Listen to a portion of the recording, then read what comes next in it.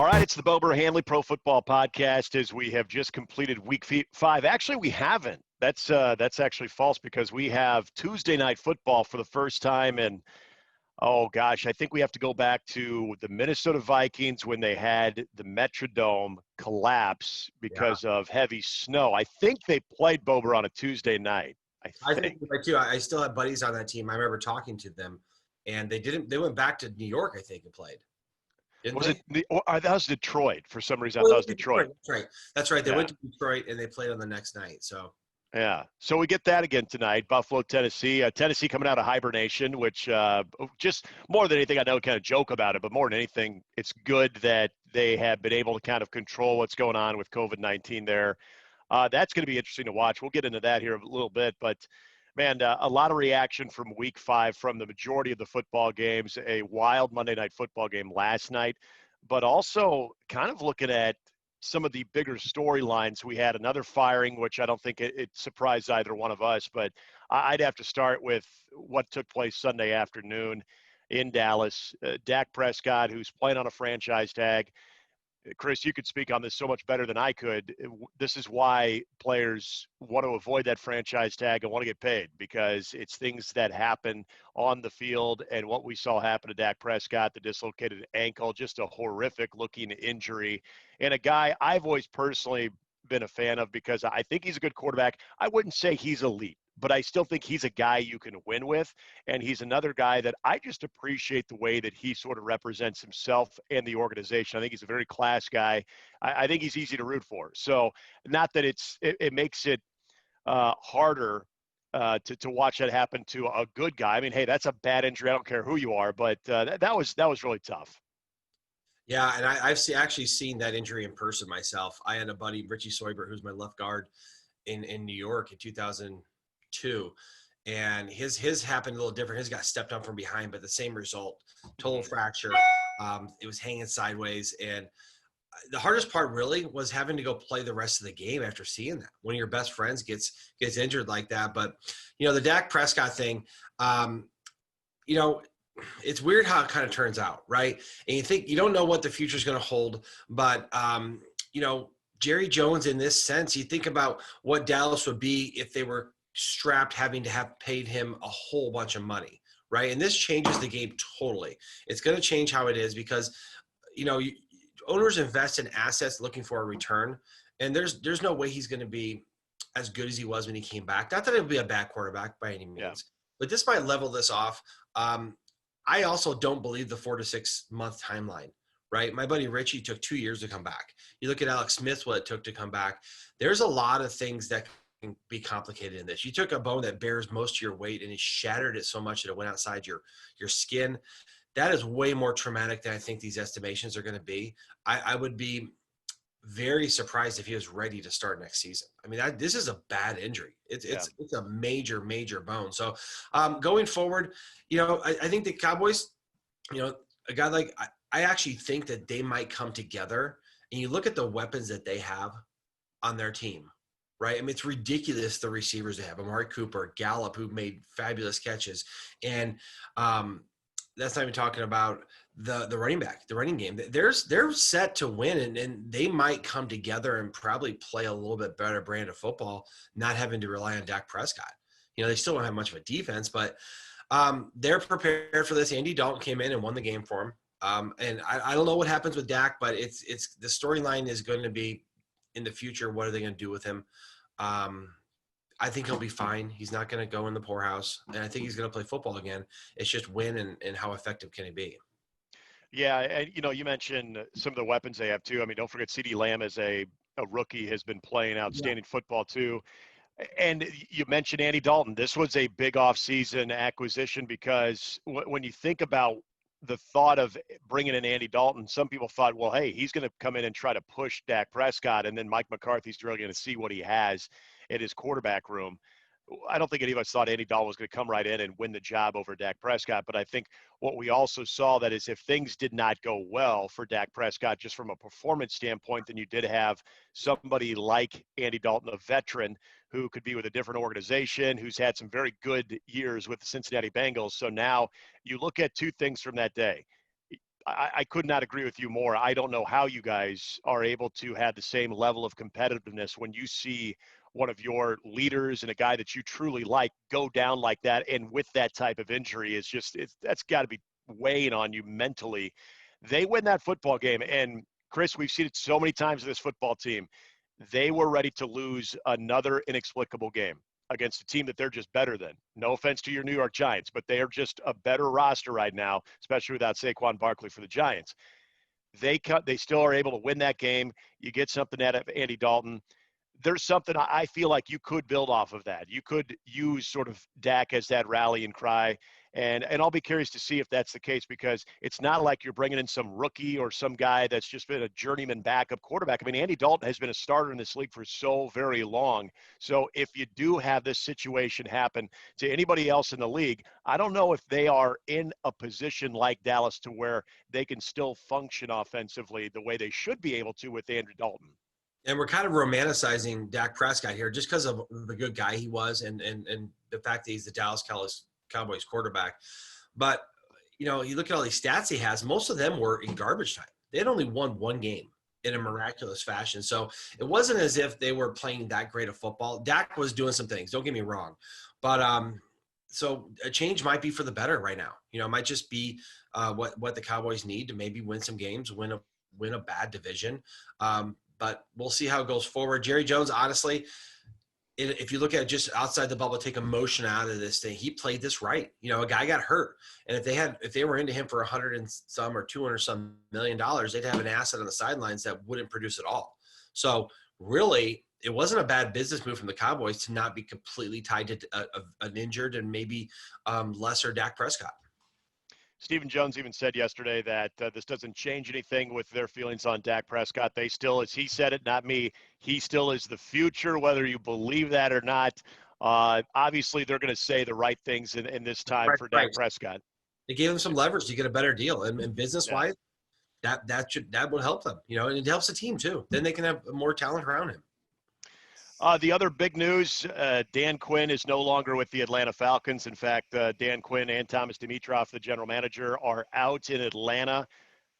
Chris, I know we saw this coming. Atlanta, and you've brought this up many times when we've talked on this podcast. It goes all the way back 4 years ago when they lost the Super Bowl, that they have just never been quite the same. There is some type of thing working against Atlanta when it comes to close games, or when it just comes to sizing up against better opponents right now. They lost a game to a Carolina team that, mind you, is playing good football, but come on.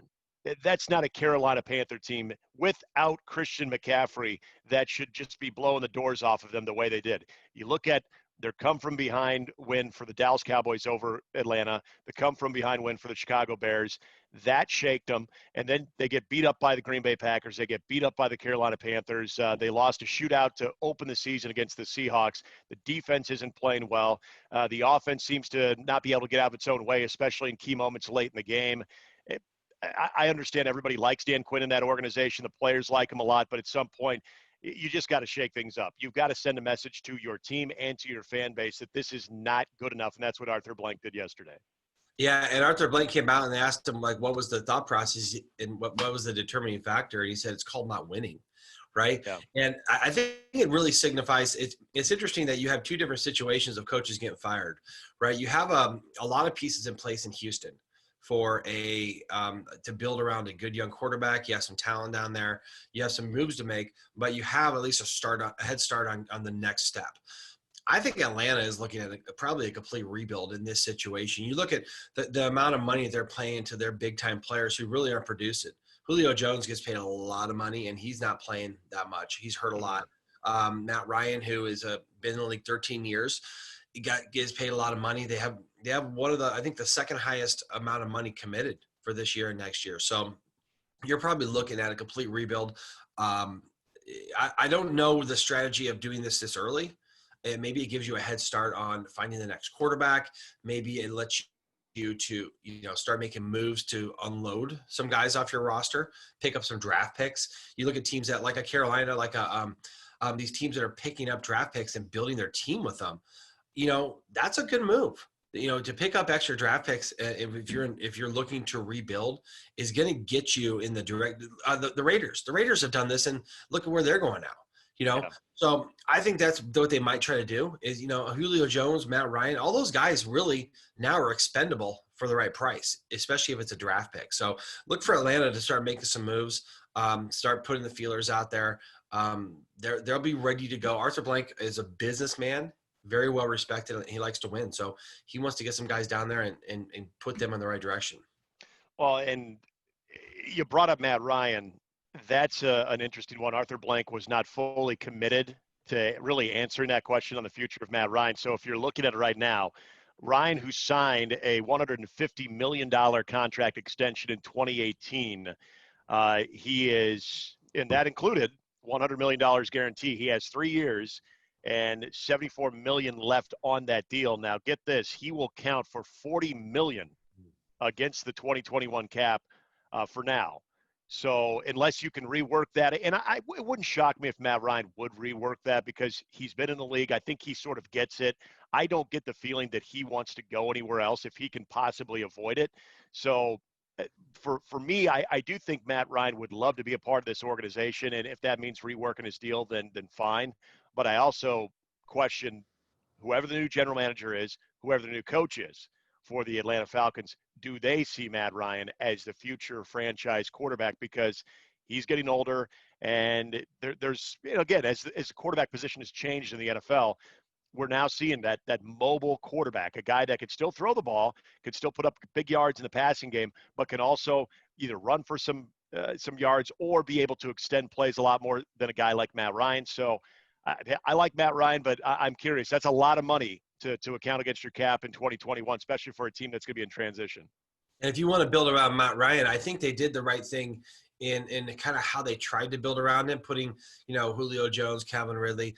They kind of failed in giving him a run game. They let guys go. They just haven't been able to hit when it comes to the run game and their offensive line. And then, of course, the defense has let them down. So Matt Ryan very well could be a part of the short-term future for them. Maybe not long-term, maybe not 5 years down the road.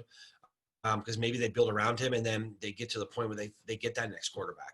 So the Falcons have done a good job of building guys up. So look for them to make a move. And, now it's game on for them. They know they're making a move, and they're going to get to it. I don't think Arthur Blank's going to sit around and wait. Well, isn't it interesting, too? You think about what they do have offensively. Matt Ryan, you mentioned Calvin Ridley and Julio Jones. Julio Jones is one of the best wide receivers in the game, and I don't think that's really changed at all. If you can get Todd Gurley past those knee issues that he had with the Rams, you've seen flashes of it this year with him.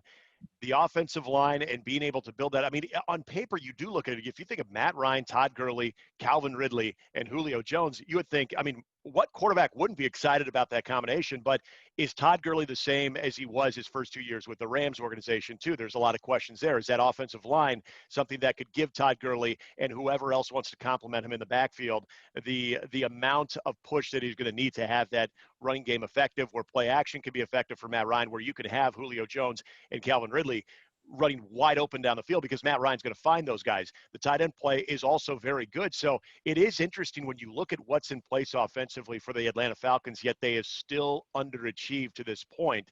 I think that's another huge red flag that you had to make this move. Yeah, I think they're just a little top-heavy in talent, overpaid talent that's at the top of their roster. And it would be in their best interest to have a whole bunch of good, young, hungry guys that are quite honestly are cheap. And be very selective about what kind of talent you pay. And they just kind of got behind the sticks here, really, with too many guys that are paying too much money that aren't producing.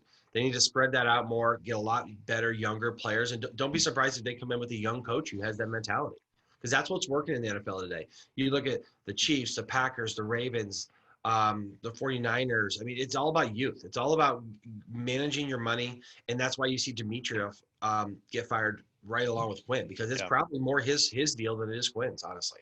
Yeah, definitely. Before we get into some of the games too, quickly, the COVID-19 situation. As we mentioned, a game is going to be playing tonight. We did see the Broncos and Patriots game get pushed There has been some shakeup with other schedules. It sounds like the NFL has been able to kind of stay on top of that, but also they are going to be adjusting their COVID-19 protocols to where you will actually have game day testing. And to be honest with you, Chris, I just assumed that was going to be a part of the plan as they started the season. So the fact that they weren't actually doing game day testing actually kind of surprised me. Maybe I didn't read the amount of pages that they had for the protocol of COVID-19. I feel like the NFL has done a pretty good job still to this point of that. This obviously I think is the right thing to do. I'm just kind of surprised they were not doing it on game days. Well, the reason they weren't doing it on game days is because they don't get the results back fast enough to determine whether or not they can play in the game. So they just basically said, well, we're not going to get results. It's not going to affect the game. But what it was doing, it was giving them a gap. So, like, if they play on Sunday, they probably find out late Sunday night or Monday the result of the test. And given the amount of contact that they have during the game, that had a lapse in testing. So that's why these things were coming out a little bit uneven after games, because they missed the day of testing. So the reason they're putting that in there, it's not going to change game day. It's going to basically means that they're going to be tested every day of the week. So that if someone does happen, and it comes out Monday, well, they're not a day behind it. They're still on top of it. So I mean, kind of makes common sense. I get why they started without doing it, but I also get why they're adding it back to game day. Are you surprised that we've seen this in college now, and we know that's a big thing of the Big Ten coming back, the Pac-12 coming back, the MAC coming back, is all those schools are now doing that daily antigen testing where not only are you getting responses within 15 minutes of the test, but you're also able to basically accelerate the contact tracing to the point that you're not, I mean, if say, Chris, they find out that you're positive, but you are not even in the stage of where you're really at your most contagious, they can isolate you before they have to worry about taking another 10 or 15 guys that you may have been around and put in quarantine because you're not contagious yet, where they can basically anticipate that. I got to say, I'm a bit surprised the NFL hasn't fully embraced daily antigen testing, and I know it's a lot of money, but the NFL makes money. So I that to me is kind of surprising. Well, there has to be something to it. I'm not a scientist, but I don't think the accuracy is as good as what the testing at the NFL is doing. So when they looked at this, they probably thought that it wasn't going to give them as accurate as a results. So you also have to remember the players were part of these negotiations too, to come in there and they want to accept. So maybe the players didn't want that. That's a good point. Yeah. You get a false positive, and all of a sudden you have this negative stimulus attached to you. You can't play. There's issues about getting paid, about your reputation, about your health. So it's just a little bit more business-like, where at the college level, what they can do is they can do what they want. Players don't have any say. So I wouldn't be surprised if maybe it isn't as accurate as the I have to believe that the NFL is doing the highest level of testing. And college is just trying to do what they can to appease the people who don't want them to play. So I think the NFL is probably still doing the best part of it. And if there was a test that provided as accurate results that were quick like that, they would do it. I just don't think it's going to be as good. Yeah, the NFL is definitely doing a good job. I cannot say they're doing a bad job, because this was going to happen. We have enough players. Someone's going to test positive. You're going to have, unfortunately with Tennessee, you have a little bit of an outbreak there. That's going to happen. We saw Major League Baseball deal with this too, where they had a couple of outbreaks, but they were able to put themselves in a position to get past it and make up those games. And hey, they're well on their way to finishing their season in the postseason right now too. So I have no doubts that the NFL can have the same kind of success doing so. So week 5 is in the books, and I guess we could just start with last night's Monday Night Football game, because quickly, Nick, we got tonight's game, right? We did, yes. We don't have to get into too much because it's still to be played, but I mean, Buffalo and Josh Allen, who are destroying everyone, going up against Tennessee, who's 3-0, very well rested. But and as I look at this, and again, this hasn't happened yet, so we don't have to drop a whole lot of time on it, but Buffalo is favored by 3.5, and I look at the quality of their wins, right? They beat Vegas, they beat the Raiders, they beat the Rams, they beat Miami, the Jets, and Houston. Where you look at Titans, who their 3 wins this season are against Minnesota, Jacksonville, and Denver, all losing teams. Mm-hmm. I just think that the Bills are a little bit more legitimate than Tennessee right now. They have a little bit more dynamicism to them. They're a little more dynamic, and Josh Allen is playing out of his mind right now. That doesn't mean Tennessee can't win, but the formula for Tennessee to win tonight is going to be to keep the ball away from Josh Allen. Kind of like, the last time they beat the Chiefs last year in November, right? They kept Mahomes on the sidelines. You want to beat a good quarterback, don't let him in the game. So Tennessee has a formula to win. It's not going to be easy to pull it off against a good Buffalo team. Isn't it crazy we're saying to keep Josh Allen off the field? I would agree with you. But, I mean, Yeah. a year ago, even at the beginning of the season, we never would have thought that was a strategy. But as we've said many times on the show, the Bills are now winning because of Josh Allen, not despite Josh Allen. So I'm with you. Tennessee, to me, is going to be a big mystery tonight because of the amount of time they've been off the field in a competitive situation. So I feel so good about Buffalo. Tennessee is a team that even in their wins, and I think they're a good team, they're just not built to really blow the doors off anybody or run away from anybody. So I think no matter what happens, even if they get out to a lead, I don't think anybody's going to be out of a game against them. And so I would put the money on Buffalo tonight. But, yeah, again, very curious to see what Tennessee actually just looks like with the amount of time away from competitive football, because you Yeah. start getting into that routine. Now, all of a sudden, it kind of comes to a grinding halt. Now you have to turn it back on. I can't imagine that's easy, Chris. No, and then they rely on momentum too. Remember, when they're good, it's because they're running the football. They're very well oiled machine that doesn't make mistakes. But it feels like a lifetime ago when your Bears beat the Bucks last Thursday. You're not even wearing your Bears hat today. I thought they finally beat a winning team. Whoa! They've beat the Bucks many times. They've never beat Tom Brady. So let's be real. This season. I mean, Oh, the Bears showed the formula to how they can win. Like, don't make Nick Foles win the game until the end, but beat him with your defense. Khalil Mack finally showed up. You pay him so much money, gave up so many draft picks, and he finally shows up. And he was rattling Brady, right? Brady gets people in his feet, and he just kind of withers. yeah. He was in his face. He was sacking him. He was talking trash to him.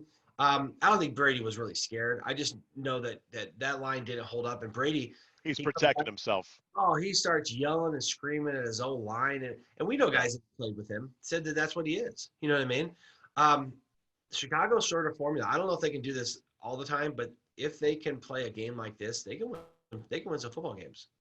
Yeah, the Khalil Mack factor was huge defensively. Once Chicago scored to make that 13-7, you saw the defense just amp up. And that's, for me, that's what this team has to be about. It has to start with their defense, because up until that point, even the defense, I think, was playing at an average at best level. The hit that Kyle Fuller had, jarring the ball loose, that just got everybody fired up. And Kyle Fuller is playing at a very high level, too, as a corner. You had a lot of missed tackles by Roquan Smith, but then he made a couple big ones there at the end of the game. So I think he had all levels kind of stepping up. I will bring up one example about why I think you look at Nick Foles being the answer over Mitchell Trubisky. And Emmanuel Acho, I got to give him all the credit. He's the one who broke this down Thursday night. In fact, it was a fantastic perspective on a guy who obviously knows what he's looking at too. You remember the little floater pass in the final drive that he gets to David Montgomery, gets him the first down, gets him in field goal range, and then that sets Chicago up on what proved to be the game winner by Cairo Santos. Well, the way that he was able to read the defense, it was going to be basically a zero blitz, and then all of a sudden it was Shaq Barrett who at the very last moment relayed to Antoine Winfield in the secondary that he was calling off his blitz. So he was going to drop back in coverage, basically letting the defense know that if a running back comes out, I got him. He's the guy that I'm going to be covering. Nick Foles, in a matter, was able to realize that, was able to kill the play and be able to understand that these guys, everybody else is coming at me. I need a little bit of time, but I'm going to have the matchup with Montgomery on a defensive lineman. So just give me that extra second. And you saw it. He barely got that ball off. The ball was underthrown, but he had the matchup. He had David Montgomery so wide open, and it was such a big play. I could tell you right now, watching Trubisky play, he would have freaked out. He might have just handed the ball off to Tampa Bay, or would have taken the sack, or would have tried to force something just horrendous. The fact that Foles could process all those different things going on in a matter of 10 seconds, right there is the difference between Nick Foles in a key moment and Mitchell Trubisky in a key moment, where I think you're going to see exactly the result right there. Nick Foles just is able to process a lot of that pre-snap thing that Mitchell Trubisky just really struggled at. Yeah, and Nick Foles you should see some. I would guess you're going to see some significant improvement in his understanding of the offense and his ability to play with those players around him. He will get better at that if he can just stay healthy. If he can just minimize mistakes, let your defense win a lot of games for you. So we'll see how they progress. But it was a good step in the right direction of a very weirdly officiated game. It was so long ago, but I'm sitting there watching it, and some of these calls they're making, I don't know. I think that both teams kind of got the raw end of some calls. But again, Chicago came out with that victory. Good for them. My question, do you really believe Tom Brady thought it was third down, or do you think, and the reason I ask this is because his body language would tell me otherwise. Do you think he might have been trying to get away with something and saying, ref, it's fourth down? Because here's how I see it. If you really think it's third down and everybody's celebrating like the game is over, aren't you jumping up and down like, no, it's fourth. He was just very like, it's fourth, right?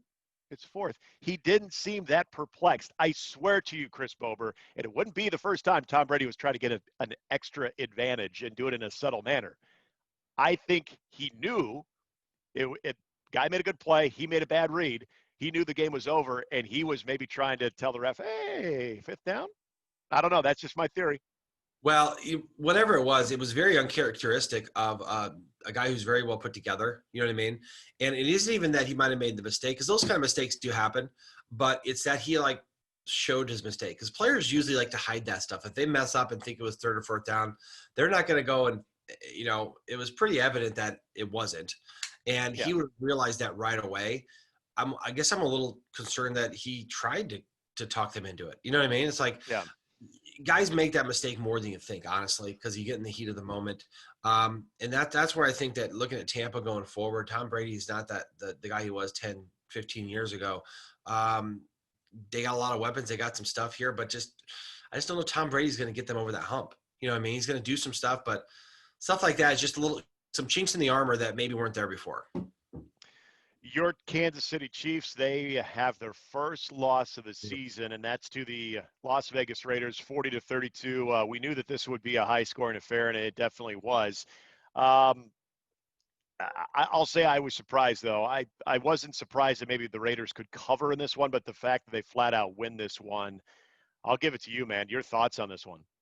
Well, I think the Chiefs, for a team that had everything kind of go their way for 13 games in a row, and they always kind of just had an answer, this is the game they did it. You know what I mean? And I have to give a ton of credit to the Raiders and what they did. And, I picked the Raiders to beat the Saints. I think they're a good team. They're on the rise.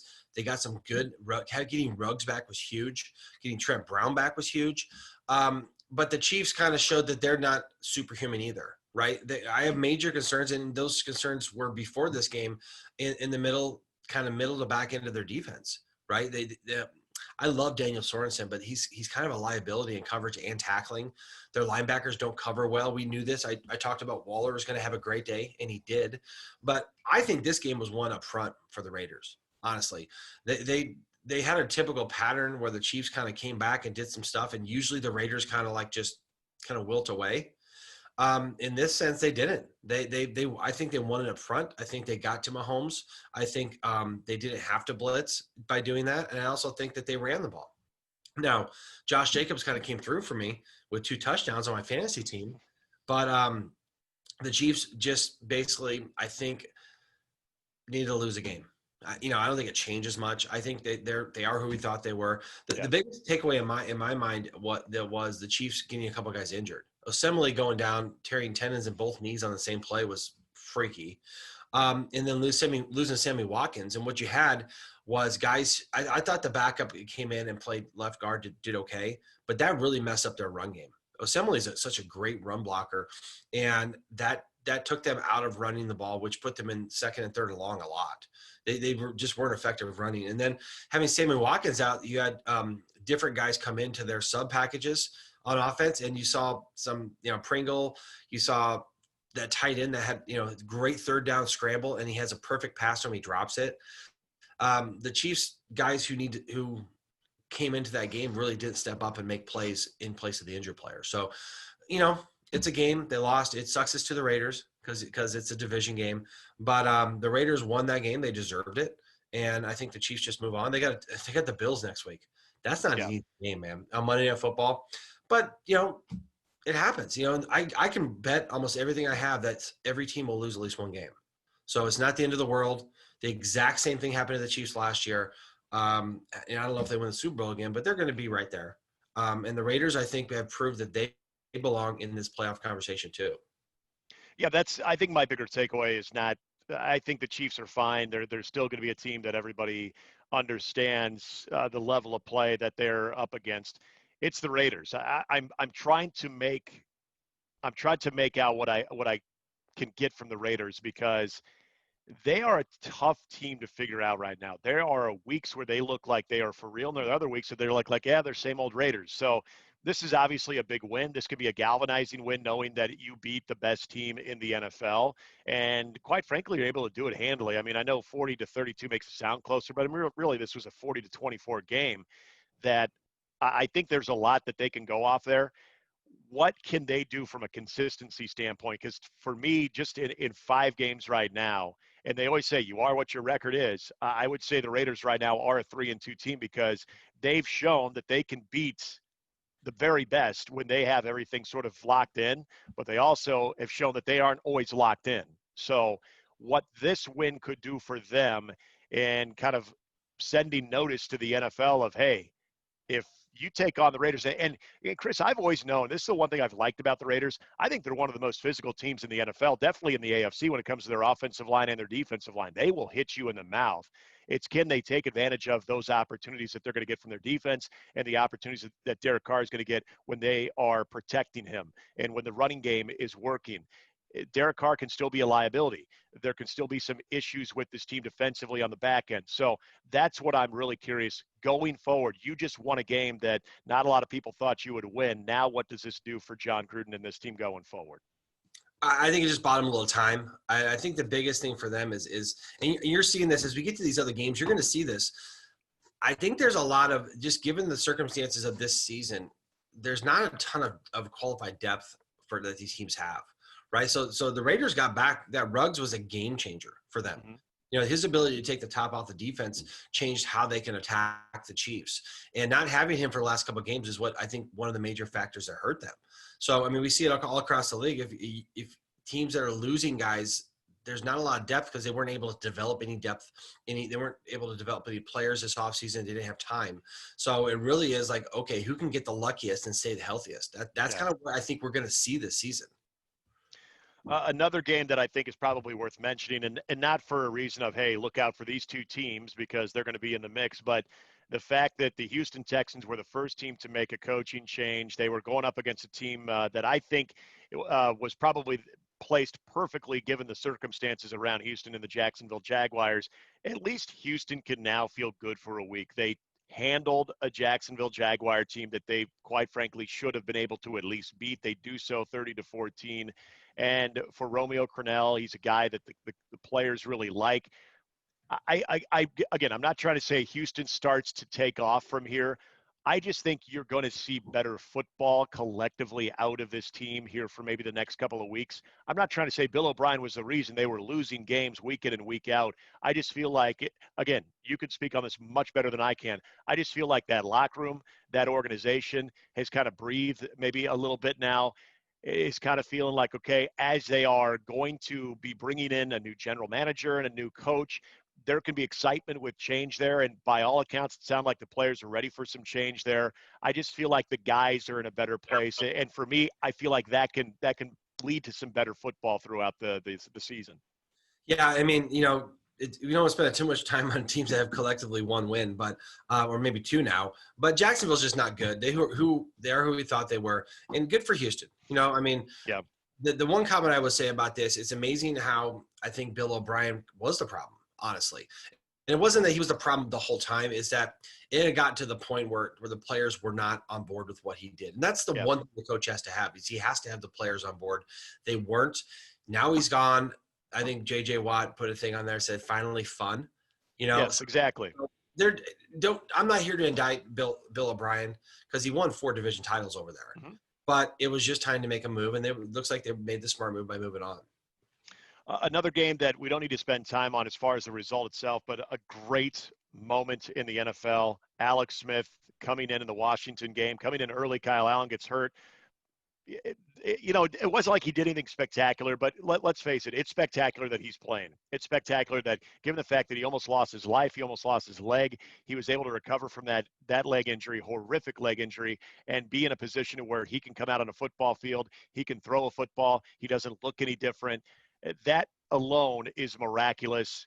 They lose that game 30-10. Washington football team is not a good team right now, but the fact that Alex Smith got in and got some reps early in this one, how could you not be a fan of just watching him go out there and ball a little bit? It was the coolest moment of that game. It had nothing to do with on the field, but like you seeing his wife and kids in the stands. Yeah. How excited they were. Just, you can only imagine the emotion of going through that and just seeing him play. And he might never play another down. He's not going to, doesn't look like he's going to be a great player. He's more ceremonial than anything else, but it's really cool to see him make it back. And that was neat. I like that. Chris, my God, what a difference a year makes right now. And mind you, I understand injuries are huge, and that's something that every team has to deal with. But the team that I picked before the season started to win the NFC, the San Francisco 49ers, might very well be hot mess. They got Jimmy Garoppolo to come back. Everybody was excited. Mind you, they're still out with Bosa for the year, but on the offensive side, you get your quarterback coming back in. He looked terrible. They bench him. C.J. Beathard is now supposedly the guy going forward, and they get blown up by the Miami Dolphins. Yeah, that Miami Dolphins team, 43-17. This is look, we knew the Niners would not quite be the same with the injuries that they have sustained early on, but my goodness, that is not good. Yeah, I mean, I tell you what, Miami just had it going on, honestly, and I'm surprised that San Francisco got beat up this bad. It's a bad omen.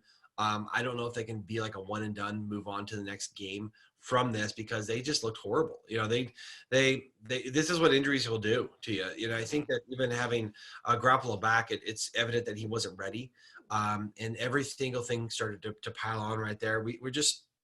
We're seeing that in this league this week. It's like we're starting to see a separation of the haves and have-nots. Yeah. And isn't it funny how it's coming down to like the injury part, right? The guys that start to get injured, all of a sudden teams will absolutely prey on them.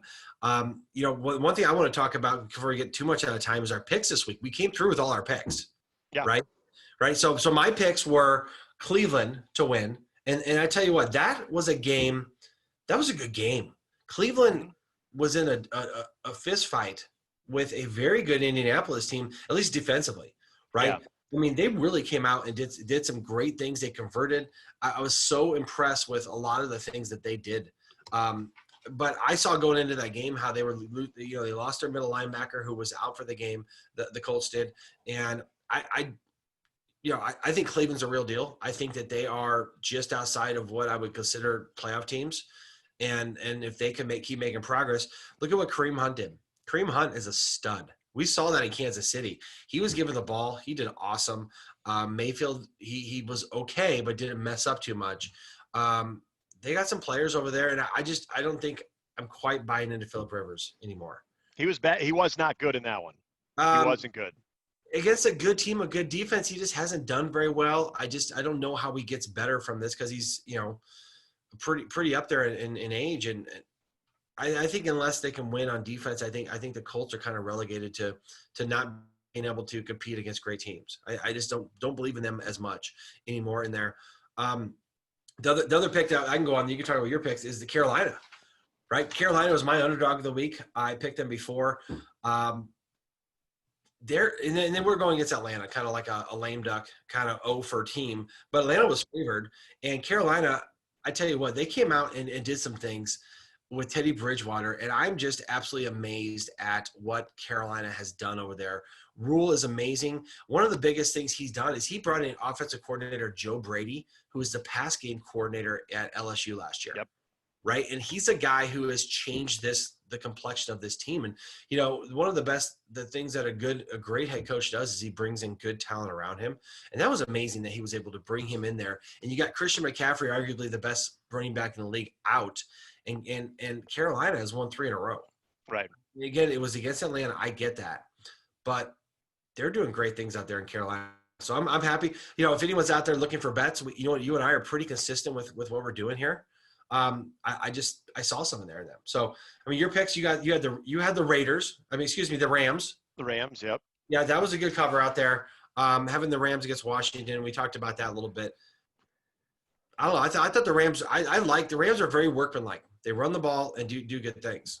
Yeah, and isn't it amazing that we're seeing them run the ball more consistently, and they're doing so without Todd Gurley, and all of a sudden you're seeing Jared Goff play a more solid brand of football. I feel like they finally have that combination like they did a couple of years ago when they went to the Super Bowl.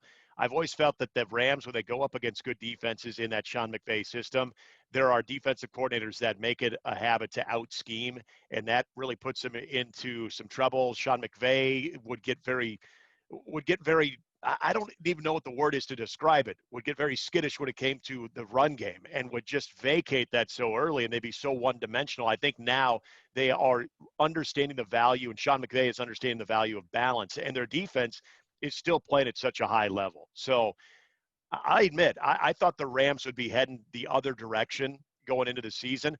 They're still very much, especially with the Niners now starting to head in the other direction. I think it's Seattle and the Rams in that division. I really do. It was a good bounce back win. And on the radio show, I also took the Cardinals to bounce back and to cover 7.5 points against the Jets. They did so. They win by 20, but it's the Jets, so who really cares? I think the Rams and the Seahawks are the team in that division, though. I really do. And Aaron Donald, holy cow. I mean, a guy like that. But let's, we got 2 primetime games to finish up here. Minnesota-Seattle, who played – a good game. You picked Minnesota to cover at least. They didn't win the game. They definitely covered as an underdog role. And honestly, I said they'd lose by 1 point, just like they did the other week to Tennessee. So yeah, I didn't think they'd win, but I thought they would probably be within a couple points. The next 2 games we're talking, the primetime games, I feel bad for the losers. Minnesota played a good football game. I mean, they really did. They got hit in the mouth in the second half. They were up 13-0 halftime. Seattle comes out and scores 3 touchdowns in 6 minutes. And Minnesota came back and started driving the ball. Mm-hmm. And their O-line was not having a great game. But their defense, Minnesota's defense, is going to keep them from getting to the playoffs. Their offense is more than good enough to get to the playoffs. It is their defense. They cannot make a stop. They had some key injuries, but some transition from their secondary. They are just not a good defense. You cannot trust them. And, I get why Mike Zimmer went for it on 4th down because he didn't want to get the ball back. Wasn't a great play call, honestly. I think I'd do a quarterback sneak or something better. But Seattle coming back, Russell Wilson, I mean, it gets a little old, a little cliche now, but his ability to bring them back in that 2-minute drill. They had 4th down a couple times, and they just found a way to do it. And I think him to DK Metcalf is a great combination. Chris Kelsey came in and did well. The unfortunate thing about Minnesota now is that now going to, 1-4, whatever they are there, they're digging themselves a hole that I don't know if they can get out of. These kind of things tend to break team spirit, and it's not like they're going to come back and win all their games. So they're putting themselves probably in a position to not be able to recover and be like a playoff type team. But they do have some relief on their schedule. They've got the Falcons, then they have the Packers, but then after that, the Lions, the Cowboys, Panthers, and Jaguars. Yeah. So if they can figure some stuff out, if this has not broke them yet, there's still a shot for them to get to 500. But again, how is this team mentally after a start like this? After most people had them either winning the division or being right there with the Packers in the NFC North. Yeah, they did good. But to finish us out here, we got the Chargers and the Saints, and that was a good game last night too. I tell you what, my biggest takeaway from that game is Justin Herbert's got an arm, man. He's a good player. It was different watching him and Brees throw the ball. Mm-hmm. Herbert's arm, it kind of reminds you of like a Mahomes. I mean, he comes out and he can get it downfield and he can do it at different angles. I don't think they're a great team. I think that they have some good receivers. I think they struggle up front, and they struggle up front on offense and they struggle on the back end of defense. But they're a team. They were like an inch away, 2 inches away from winning that game last night. Their running back comes in, their kicker comes in and misses a field goal off the uprights. And of course, New Orleans comes out and wins that game. I feel so bad for him because I'm not saying New Orleans didn't deserve to win that game because Drew Brees had a game. And he isn't a way down the field guy, but he does not mess up. He was cool. He came back. Emmanuel Sanders became like a weapon for him, and getting Michael Thomas back is going to make them better. I still don't. What's going on? By the way, what's going on, Thomas? Get in a fight with a guy he's ruled out of that game. Like, is there an issue there?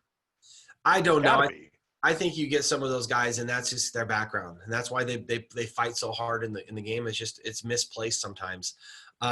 But New Orleans is kind of who we thought they were.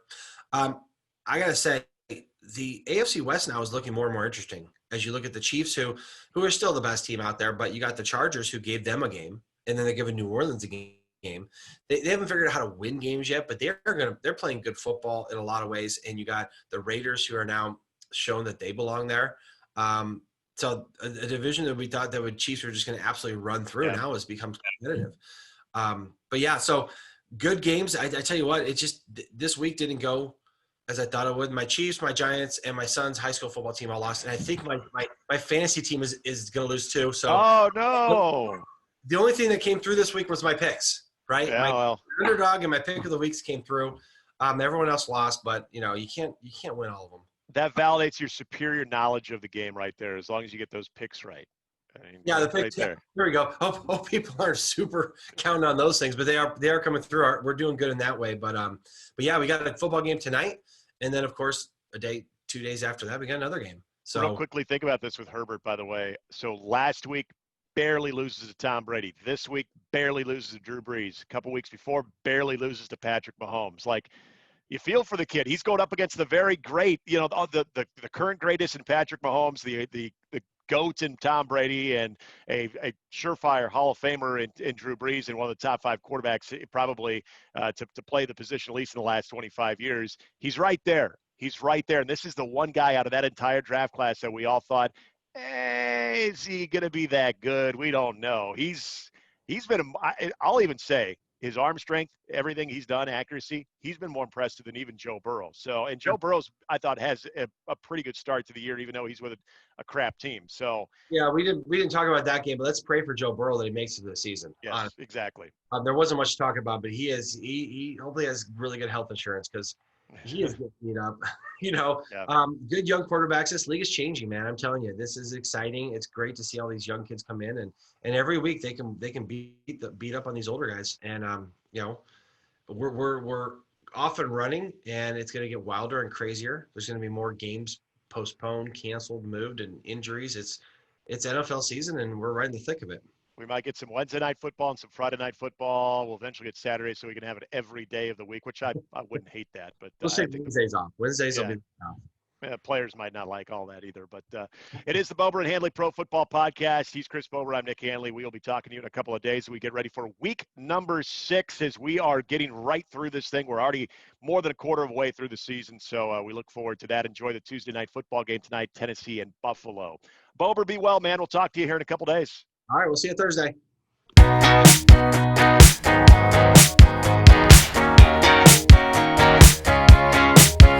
There's a strange